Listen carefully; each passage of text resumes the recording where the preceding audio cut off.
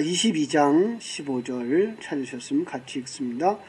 여호와의 사자가 하늘에서부터 두 번째 아브라함을 불러 이르시되 여호와께서 이르시기를 내가 나를 가리켜 맹세하노니 내가 이같이 행하여 내 아들 내 독자도 아끼지 아니하였은즉 내가 내게 큰 복을 주고 내 씨가 크게 번성하여 하늘의 별과 같고 바닷가의 모래와 같게 하리니 내 씨가 대적의 성문을 차지하리라.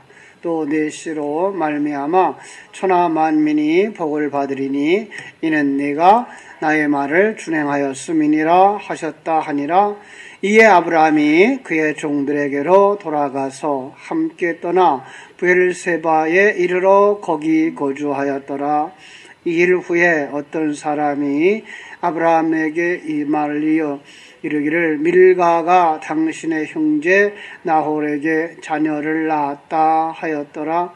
그의 맏아들은 우스요 우스의 형제는 부스와 아람의 아버지 그무엘과 게셋과 하소와 빌다스와 아들람과 부두엘이라.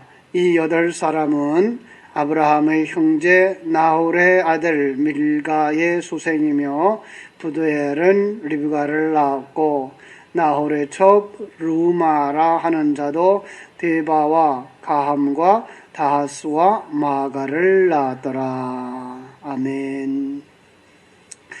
아브라함이 하나님 앞에서 이제 시험에 통과하죠. 그 이삭을 통해서 또 어린 양을 통해서 시험을 통과하고 하나님 앞에 다시 한번 축복을 받죠. 15절에 보면 이제 하나님의 사자가 하늘로부터 내려와서 아브라함을 불러요. 여호와의 사자, 예수의 영이라고 그랬죠. 오늘 아브라함을 불러서 말하는데 다시 한번 이제 창세기 12장의 약속, 15장의 약속들을 똑같이 반복하면서 내가 내게 큰 복을 주고 내 씨가 크게 번성하여 하늘의 별과 같고 바닷가의 모래와 같게 하리라. 그리고 승리하리라. 내 씨가 그 대적의 성문을 차지하리라. 이렇게 이제 축복을 받은 다음에 산에서부터 다시 내려오죠. 산에서부터 내려와서 19절 아브라함이 그의 종들에게로 돌아가서 함께 떠나 브엘세바로 내려갔다. 브엘세바는 상당히 먼 거리죠. 그리고 이전에 브엘세바에서 누구와 맹약했죠? 우리가 21장에서 보았던 이제 아비멜렉과 언약을 맺었고 거기에 그 언약의 우물이 있는 곳이죠. 그래서 상당히 오랜 시간 그 브엘세바에 살았더라라는 얘기를 해요. 왜 이렇게 자세하게 기록했을까? 성경은 하나도 그 의미 없는 내용들이 없어요. 그냥 우연히 지나가는 그런 얘기 없고요. 분명하게 거기서 우리에게 하고자 하는 말이 있어서 주는 건데 제가 요즘 늘 반복하는 것처럼 하나님과 교제가 있는 그 시간만 우리는 영적인 삶을 산다. 그리고 저 아니면 어디로 가요? 다시 옛사람으로 돌아간다라고 하는 얘기, 그 얘기를 하고 있는 것과 같아요. 지금 여기서 승리의 삶을 살지만 다시 한번 그는 브엘세바로 내려가는 거죠. 브엘세바 어떤 곳이었어요? 세상이라 그랬어요. 브엘세바는 블레셋 땅이라 하는 얘기도 거기서 나오는 거죠. 세상을 상징하는데 그 세상 속에서 천국 열쇠를 가진 자의 삶을 살아야 되는 삶의 현장, 또 다른 곳에서는 그곳을 남쪽이라는 말로 표현을 했죠. 사실 그들이 돌아간 땅도 남쪽으로 내려갔어요. 남쪽으로 내려가서 대략 한 모리아산에서, 그 모리아산이라고 하는 예루살렘이죠. 모리아산이 지금 그 오마르 성전이 있는 그 지역이 바로 이 땅의 그 모리아산이에요. 거기서 남쪽으로 한 30km쯤 가면 거기가 바로 헤브론이고, 거기서 이제 서남쪽으로 다시 43km쯤 가야만 브엘세바예요. 그러면 그는 헤브론을 거쳐서 다시 이제 브엘세바까지 내려가는, 그리고 거기에서 흉년과 기근을 이제 또 한 30년 정도 혹은 40년 정도로 이렇게 예측해 볼 수 있는 시간을 거기서 지내죠. 그리고 127세에 23장 1절에 보면은 사라가 127세를 살았으니, 그죠? 그것이고 사라가 누린 횟수라. 사라가 127세 되던 그 해에 죽죠. 그때 아브라함의 나이는 137세가 되겠죠. 이삭의 나이가 대략 37살쯤 됐을 때 거기까지 그 땅에서 살아요. 결국은 브엘세바는 우리가 살아가야 되는 삶의 현장, 이렇게 보시면 틀림이 없어요. 그죠? 그런데 거기 얘기를 이제 우리 돌아갔다, 다시 삶의 현장으로 돌아갔다. 아직도 우리는 뭐 하고 있어요? 옛 모습, 옛 사람을 그냥 가지고 있기 때문에 삶의 현장을 더 떠나는 거 아니에요. 우리는 거룩한 삶을 산다고 해서 삶의 현장을 떠나서 사는 거 아니에요. 중세기에는 그러한 삶을 살기 노력했죠.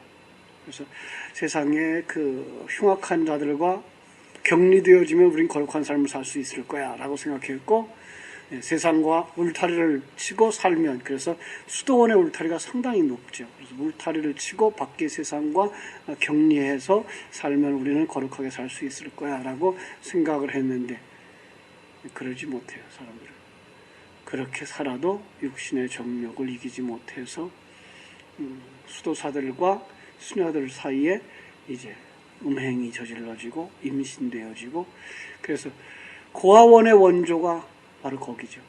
자기들이 낳은 아기를 감추려고 고아들과 같이 섞어서 애들을 돌본 곳이었고, 그러다 보면 거기서는 자기들이 낳은 애를 숨기려고 살해해서 수도원 밑에다가 묻었던 어린아이들의 자매들이 나오고 그랬죠. 요즘들도 어떤 수녀가 자기의 그 임신 사실을 들키지 않으려고 이제 아기를 살해해서 가방에다 넣어다가 이제 어디서 주웠다라고 이제 했다가 들켰다 그랬는데, 그러죠. 인간은 자기를 어디로 구별시킨다, 어디로 멀리 보낸다 그래서 육신이 벗어지질 않아요. 육신이 있는 한 우리는 육신의 정욕에 끌려갈 수밖에 없고, 세상은 그걸 갖다가 육신의 정욕과 안목의 정욕과 이성의 자랑이라고, 이생의 자랑이라고 성경은 우리들에게 가르쳐주면서 그걸 사랑하며 사는 게 육신이야 라고 가르쳐주는데, 그 속에서도 우리는 어떻게 살아야 돼요? 빛을 가진 자로서의 삶을 살아야 되는 거죠. 그러니까 이제 예수님께서 베드로에게 신앙 고백을 들은 다음에 주었던 천국 열쇠를 가진 삶, 그죠? 천국 열쇠를 가진 삶은 무엇이라고 그랬죠? 우리가 천국을 보여주어야 되는 천국의 창문의 삶. 우리가 연약한데도 불구하고, 가난한데도 불구하고, 우리는 흔들리지 않는 모습으로 살아갈 때, 왜? 우리는 천국을 가진 자로서, 천국을 본 자로서, 천국을 누리는 자로서 살기 때문에 그 어떤 환경 속에서도 흔들리지 않는 자기 믿음을 유지할 수 있는 거죠. 그걸 보고서 세상 사람들이 어쩌면 너는 그렇게 그런 상황 속에서도 불평하지 않니? 어떻게 거기서도 살아갈 수 있냐? 그때 뭐 해야 된다고요? 내 안에 예수 그리스도가 있어서 우리는 천국을 가진 자가 돼서, 우리에게는 예수 생명이 있기 때문에, 우리에게는 천국의 소망이 있기 때문에, 그리고 이 세상은 이렇게 과정을 거쳐가는 것이야. 확실하게 그들에게 대답해 줄 때, 그들이 그 예수 생명을 보고 주 앞에 돌아올 때 우리는 천국 열쇠를 가진 자로서 그에게 천국을 보여준 것이고, 다시 우리는 천국의 창문과 같아서 천국을 보여준 자들이 되는 거죠. 그 삶을 살아야 되는 것이 브엘세바예요. 자, 이제 아브라함은 다시 브엘세바에 돌아갔습니다. 자, 이제 그리고 이제 23장 1절에 사라가 죽습니다. 그런데 그 사이에 우리 나홀의 족보가 들어가 있어요. 그죠? 나홀의 족보가 20절에서부터 24절까지 자세하게 들어가 있습니다. 자, 22장 20절에 보면은 그 아브라함의 동생 나홀이 나와요. 그죠? 나홀의 족보가 나와요. 나홀 역시 그 일찍 죽은 하란의 딸 밀가와 결혼했죠. 그죠? 그러니까 아브라함의 아버지 데라의 할아버지죠. 그래서 밀가와 결혼을 해요. 그러니까 밀가는 롯과 남매지간이 돼요. 밀가가 롯과 남매지간이고, 아브라함의 동생 나홀이 또 자기 조카하고 결혼해서 이제 8명의 아들을 낳았죠. 그 중에 막내가 부두엘이고, 그가 라반과 리브가를 낳는 아버지가 되죠. 라반은 나중에 야곱의 외삼촌이 되어지고, 리브가는 이제 야곱과 리브가는 누구와 결혼하죠? 이삭과 결혼하죠. 그죠? 그렇게 이제 결혼을 하는, 나중에는 그 이삭과 리브가가 그 오촌 당숙과 조카지간의 결혼이에요. 왜 이렇게 친족 간의 결혼들이 성행하고 있을까요? 그것은 바로 하나님께서 성결의 삶, 그죠? 성결의 삶을 유지시키는 모습으로 소개하고 있는 거죠. 그러면서 이렇게 족보를 소개하고 있는 이유는 사라의 죽음 얘기 앞에서 하나님이 준비했다. 그래서 22장 1절로 19절에 그 속편, 그 전에 그 앞에서도 그런 얘기가 있었어요. 그죠? 노아의 홍수의 이야기가 쭉 길게 설명되어지고, 마지막에 가서 그 노아가 수치를 드러내는 장면과, 그리고 두 아들이 덮어주는 장면, 그리고 하나들은 덮어주지 못하고 나팔을 부는 장면을 통해서 그 노아의 홍수가 요런 거야. 바로 너희들이 낳을 바 없는 자녀들인데 하나님이 이렇게 덮어주는 은혜로 구원받은 거야 라고 요약해 주었던 것처럼, 지금 여기서 어떤 면에서는 12장부터 줄곧 내려왔던 여호와 이레의 이야기, 하나님이 예비하시는 거야. 그죠? 그 이삭 자신도 누가 준비한 거죠? 하나님이 준비한 것이고, 이삭의 구원, 아브라함의 구원도 누가 준비한 걸로 돼요? 그것은 하나님이 준비한 어린 양으로 말미암아서 되어지는 거야 라고 말하면서, 이제 23장에 사라가 죽으면 그럼 큰일 났네요. 믿음의 그 가족들, 그 혈통들은 끊어지는 건가요? 라고 말할 때에, 아니, 하나님은 이 땅 위에서 하나님 나라의 안살림을 할, 교회 역할을 할 여자, 그 여자를 이렇게 준비했단다를 보여주는 거죠. 네, 그렇습니다. 조금 더 그 확대 해석하면은요, 사사기와 사무엘상 중간에 룻기가 들어가 있는 그런 그림이에요. 사무엘상에 그 사사기의 내용이 뭐죠? 사사기의 내용. 사사기 마지막 절에 이렇게 말하고 있죠. 사사기 마지막 절에 거기에 뭐가 없어요? 왕이 없으므로, 그죠? 왕이 없으므로 자기의 소견에 옳은 대로 행하였더라라고 하는 거죠. 그죠? 그런데 그럼 왕을 어떻게 해요? 그래서 사사기에서는 계속해서 왕을 세워달라라고 요구를 하는데, 그 왕을 누가 준비했다? 하나님이 준비했다라고 하는 내용을 이제 룻기서 4장의 내용을 전체를 통해서 보여주고 있는 것과 같은 그림인 거죠. 그죠? 왕을 하나님이 준비시켰다. 여호와 이레라. 그죠? 그 중심 내용이 바로 여호와 이레. 그럼 교회 역할을 할 리브가는 이렇게 예비되었다. 하나님의 백성은 이 땅에 우연히 출애하지 않는 거죠.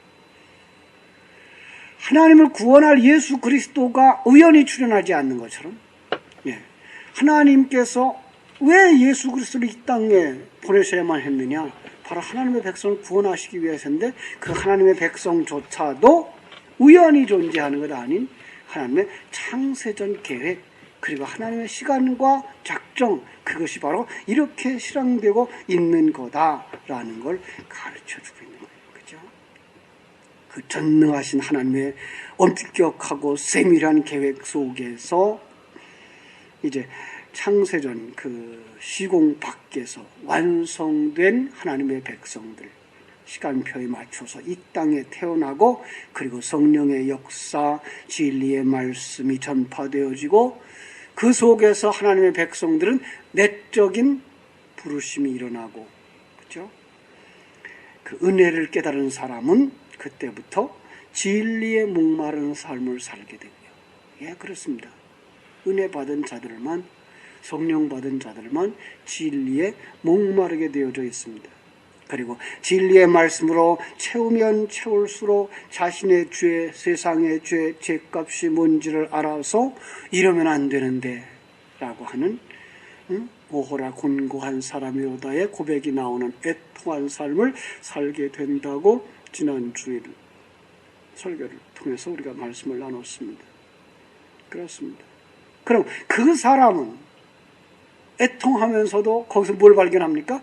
하나님의 긍휼, 하나님의 용서를 발견하게 되고 그 용서를 깨달은 사람은 이 세상 속에서 어떻게 살까요? 역시 용서의 삶을 살고 아직도 거기까지 이르지 못한 자들을 이해하는 이해의 삶을 살게 되고 천국을 가진 왕으로서의 왕의 삶을 살게 되게 되는 거죠. 그래서 가슴이 넓은 사람, 이해력이 있고 용서가 있고 기다려주는 사람의 삶을 사는 것 이게가 다음 주일날 우리가 말씀을 나눌 온유한 자 그가 땅을 기업으로 받을 것이다 라고 하는 설교의 전체 내용인 거죠. 한 걸음 한 걸음 그리고 이제 천국을 향해 가는 그것이 바로 탕자가 아버지의 집으로 돌아가는 발걸음이고 예수 그리스도의 십자가 위에서의 순간순간 옛사람을 벗어버리는 시간이며 이스라엘 백성들이 광야 40년 동안을 이제 옛사람을 벗어버리는 시간이고 그것이 바로 24장부터 등장하는 리브가예요. 이게 교회예요. 그럼 어떻게 등장하게 됩니까? 아까 얘기한 것처럼 룻기서로 가서 우리가 볼 수가 있습니다. 룻기서의 배경이 뭐라고요? 사사시대. 사사시대의 배경. 그래서 아까 제가 암송한 내용처럼 사사시대의 상황을 한마디로 정리해 준 말씀이 사사기서의 맨 마지막 구절. 사사기 21장 25절. 그때에 이스라엘에 왕이 없으므로 사람이 각기 자기 소견에 옳은 대로 행하였더라. 우리말로 말하면 선밀이나 자처하는 성도가 하나님을 왕으로 섬기지 않고 자기 마음대로 그죠? 예. 그러니까 하나님을 섬긴다고 하는 사람 속에 뭐가 없더라? 왕이 없더라. 요한계시록에 라오디게아 교회죠. 모든 것이 부요하다 다 있다. 나는 풍족하여 부족한 것이 없다 하나 그는 가련하고 불쌍하고 헐벗은 자, 철회하고 토라하고 수치를 드러내는 자. 누구예요? 율법주의자들이죠. 윤리도덕적으로 아주 깨끗하게 산다고 하는 자들이 하나님의 눈에 비춰질 때는 그것은 아니야. 그건 헐벗은 거야. 그것은 창세기 3장에 무화과 나무 잎사귀로 치마를 해 입은 거야. 그거 가지고는 안 돼. 라고 말씀하시는 음성을 듣게 되는 거죠. 그렇습니다. 그 형편이 창세기 6장 2절에 자칭 하나님의 아들들이 사람의 딸들의 아름다움을 보고 자기들이 좋아하는 모든 여자를 아내로 삼은 것과 같은 것. 그걸 조금 이제 현실적인 모습으로 표현하면 요한일서 2장 15절로 16절의 말씀처럼 이 세상, 그죠? 이 세상을 사랑하는 자들. 그래서 세상에 있는 것들을 사랑하는 자들이 어떤 사람들? 육신의 정욕을 따르고 안목의 정욕을 따르고 이생의 자랑을 추구하는 자들. 그들을 요한복음 4장에서는 사마리아 여인이 추구했던 것들, 그죠? 5여 남편, 그래서 남편처럼 의지하려고 했던 것이죠. 그것이 뭐예요? 5개 율법의 행위죠. 그래서 율법의 행위, 제사, 절기 지킴, 이런 것들 모두가 다 자기를 보호해줄 남편으로 여기고 사는 사람들. 그게 바로 사사시대고, 그게 바로 우리가 사는 모습이고, 그렇다.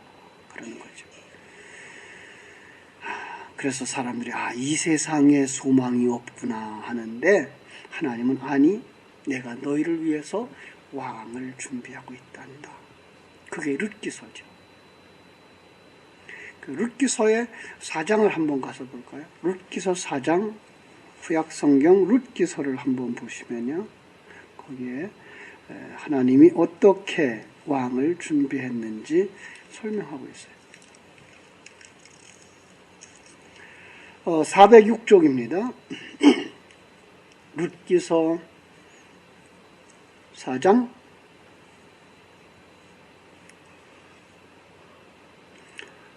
18절에서부터 22절까지를 봅니다. 16절부터 보죠. 16절. 나오미가 아기를 받아 품에 품고 그의 양육자가 되니 그의 이웃 여인들이 그에게 이름을 지어주되 나오미에게 아들이 태어났다 하여 그의 이름을 오벳이라 하였는데 그는 다윗의 아버지인 이새의 아버지였더라. 할아버지죠? 다윗의 할아버지. 베레스의 계보는 이러하더라. 베레스는 헤스론을 낳고 헤스람으로는 람을 낳고 람이 아미나답을 낳았고 아미나답은 나손을 낳았고 나손은 살몬을 낳았고 살몬은 보아스를 낳았고 보아스는 오벳을 낳았고 오벳은 이새를 낳고 이새는 다윗을 낳았더라. 자, 지금 여기서도 룻기서 1장부터 4장까지 전체 내용을 다시 한번 족보를 통해서 설명해 주고 있는 거죠. 뭐 했다고요? 이렇게 다윗은 하나님의 뜻에 의해서 준비되어진 거야 라고 이제 얘기를 하는 거죠. 그래서 이제 사무엘서로 가보면 사람들이 그렇게 왕을 요구하는데 사무엘도 마음에 내키지 않아요. 그럴 때 하나님이 허락해요. 그럼 그들이 원하는 대로 왕을 세워봐라. 그게 누구죠? 사울 왕이죠. 그건 사람이 세우는 왕. 그래서 그 사울은 어떤 사람이 사울이 되죠? 왕이 되죠? 다른 사람보다 어깨 위는 더한 자. 이것도 역시 격언이에요. 사람들이 이렇게 그 말 한마디면 이게 무슨 뜻인지 알아들었던 이제 사자성어와 같은 의미예요. 그 얘기하면 그는 굉장히 그 탁월한 자. 굉장히 탁월한 자. 세상 사람들은 그런 사람을 좋아하고 그런 사람을 왕으로 삼는다의 의미고요. 하나님은 아니 나는 그런 자 싫어. 그래서 그렇게 탁월한 자가 어떻게 살아가요? 하나님의 뜻에 순종하는 자로 살아가지 않고 하나님의 뜻을 거절한 자로 나타나죠. 그죠? 그래서 난 그런 사람을 왕으로 세우지 않아. 그런 사람은 왕이 아니야 라고 내려놓고 사람들이 인정하지도 않고 부모조차 인정하지도 않는 다윗을 세워서 이렇게 작은 자들이 왕이야 라고 말하면서 하나님이 다윗을 통해서 왕으로 세운데 그 다윗이 어떻게 준비되었다? 그 얘기가 룻기서에 나오는 여인들인 거죠. 하나님이 준비한 여자예요, 사실은. 전체가. 여자, 그러면 교회죠. 그죠? 자기 행복을 추구하고 예루살렘을 떠나는 탕자와 같은 모습으로 룻기서가 시작되죠. 나오미는 예루살렘을 떠나서 이제 점점 남쪽으로 모압으로 내려가죠. 그죠? 그런데 거기서 누굴 다 잃어버려요? 씨를 다 잃어버려요. 남편 잃어버려요. 아들 잃어버려요. 우리가 볼 때 어쩌면 세상 이랬을까 이렇게 내용만 보면 이럴 수 있는데 그것은 우리에게 뭘 보여주고 있는 거예요? 씨를 잃어버린 자들, 씨를 가지지 않은 자들의 모습이 바로 이렇다. 그래서 고난과 고통 속에 살아가는 거죠.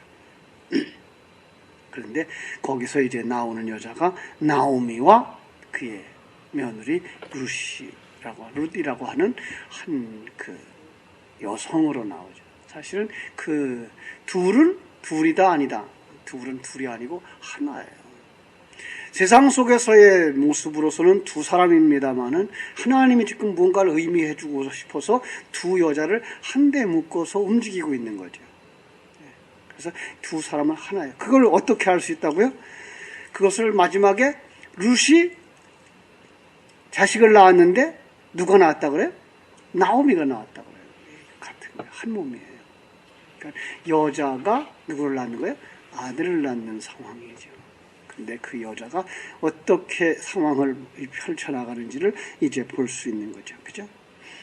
그 탕자가 은혜를 입은 것처럼 거기서 이제 나오미와 룻이 다시 베들레헴 떡집으로, 그러니까 생명의 양식이 있는 집으로 돌아오는 거죠. 그 생명의 양식을 먹으면 그게 뭐예요? 그게 씨가 되는 거죠. 예, 그렇습니다. 그래서 생명의 그 떡집으로 돌아와서 그들은 은혜를 사모하고, 그리고 은혜를 입혀주신 하나님 속에서 심령이 가난한 자의 삶을 사는 거죠. 그것이 바로 가난한 자의 삶. 그 양식 없으면 난 못 살아야 하고, 그 밀리삭을 줍는 여인, 그게 가난한 자의 삶으로 그려지고 있는 거죠. 그렇습니다. 그리고 보아스의 발치에 가서 나를 덮어주세요. 뭐예요? 애통하는 삶이죠.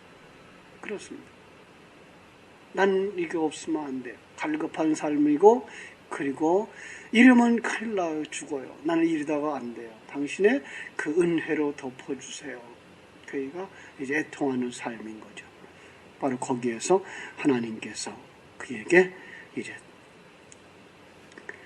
룻을 통해서, 그 보아스를 통해서 아들을 낳았죠. 사실 보아스는 누구예요?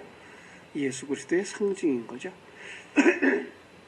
예수 그리스도의 상징이고, 그 예수 그리스도는 생명의 양식의 상징이고, 그렇죠? 그래서 그 생명의 양식을 먹은 자, 그와 결혼한 자가 되어져서 나오미가 아들을 낳은 그림이 그려지는 거죠. 두 사람은 모두 옛 성도의 옛사람의 모습을 그려주고 있는 거예요. 그 속에서 새 사람이 태어나는 그림. 그가 예수 그리스도의 상징이고, 그 속에 태어나는 자는 작은 예수들이에요. 예. 그러니까 예수라 그래서 그 삼위일체 안에 있는 그 예수가 아니라, 우리는 뭐예요? 이 땅에 오셔서 육신으로 죽고 새 사람 그리스도로 부활하는 그 스타일, 그 모습을 우리가 그대로 닮아간다. 그래서 작은 예수라는 말을 쓰는 거예요. 우리가 하나님이 된다는 말이 아니고. 예. 그래서 우리는 우리 안에서 누가 태어나야 돼요? 새 사람, 작은 예수가 나와야 되는 거예요. 그래서 천국에는 누구만 있다? 예수만 있어요. 예. 하나님은 누구만 사랑하신다? 자기 아들 예수만 사랑해요. 그럼 우리가 하나님의 사랑을 받으려면 어디로 들어가야 돼요? 예수의 지체로, 예수의 세포 속으로 들어가는데, 우리 힘으로 들어가요? 아니요. 하나님이 그걸 만들어가요. 그런데 그때에 이렇게 하나님이 나를 만들어가는 과정이구나를 깨달아 아는 사람, 그 사람이 온유한 사람이 되는 거예요. 예. 여러분들은 성경이 이렇게 서로 연결되어져 있어서 다른 얘기를 하고 있질 않아요. 우리가 구원으로 갖고 있는 이야기를 하고 있고, 지금도 하나님은 전능자로 당신 안에서 일하고 계시며, 당신의 그 환경과 사건과 사정들은 다 누가 주관하고 있다? 하나님이 주관하고 있는 거야를 알라고 하시는 거예요. 네. 어떤 사람에게는 그 옛사람을 벗겨버리는 그 모습으로 질병도 주시고, 어떤 사람에게는 그 옛사람을 벗어버리는 모습으로 뭐예요? 사업이 망하게도 하시고. 예. 어떤 사람은 또 고난과 핍박이 와서 그 모습을 겪기도 하고 경제적인 위기를 당하고 환경적 위기를 당하고 그런 것들을 다 하나님은 옛사람 벗겨버리는 도구로 쓰는 거예요. 그걸 아는 사람은 그 속에서 어떤 삶을 살아요? 온유한 자의 삶을 사는 거예요. 그들이 천국 백성이다가 뭐야?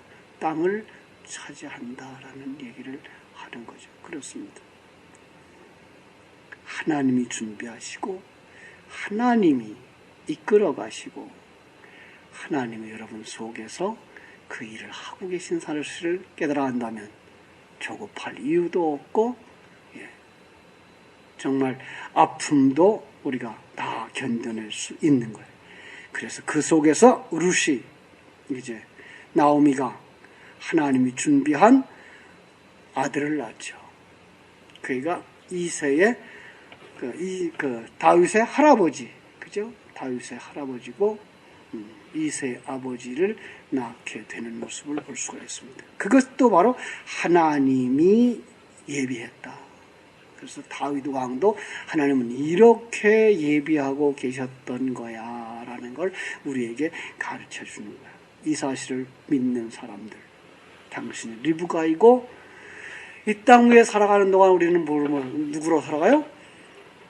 나오미로 살아가요. 나오미의 이름의 뜻이 무슨 뜻이에요? 마라 하잖아요. 마라. 그죠? 나를 뭐라고 하라고? 나오미라 하지 말고 마라라 하라. 왜 마라예요?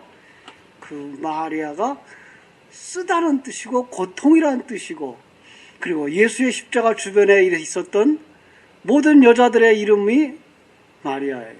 다른 사람 이름은 기록을 안 해요. 그런데 꼭 마리아의 이름들만 기록을 해요. 그 당시에는 마리아도 많았다는 얘기고 그리고 이 성경은 뭐예요?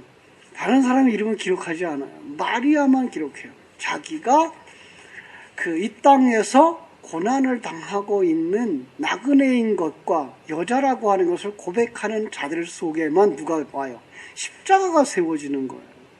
그 십자가를 통해서 예수 그리스도가 우리의 완성을 하고 마라 또다시 이제 출애굽하는 데로 가면 마라에 뭐가 나오죠?